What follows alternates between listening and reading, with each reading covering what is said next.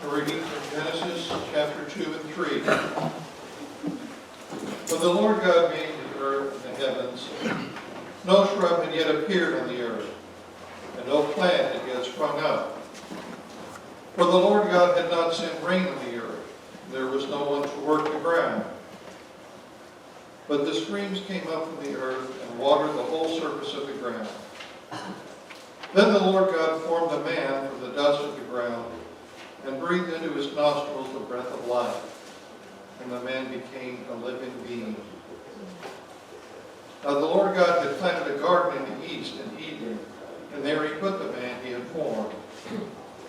The Lord God made all kinds of trees grow out of the ground, trees that were pleasing to the eye and good for food. In the middle of the garden were the tree of life and the tree of the knowledge of good and evil.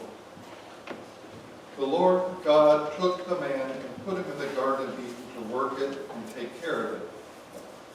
And the Lord God commanded the man, "You are free to eat from any tree in the garden, but you must not eat from the tree of the knowledge of good and evil.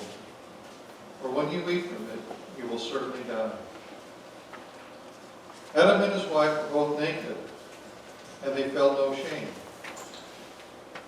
Now the serpent was more crafty than any of the wild animals the Lord God had made. He said to the woman, "Did God really say you must not eat from any tree in the garden?"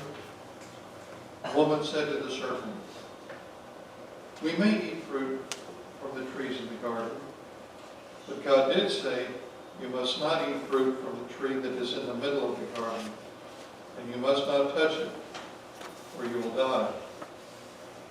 "You will certainly not die," the serpent said to the woman. "For God knows that when you eat from it, your eyes will be open, and you will be like God, knowing good and evil." When the woman saw that the fruit of the tree was good for food and pleasing to the eye, and also desirable for gaining wisdom, she took some and ate it.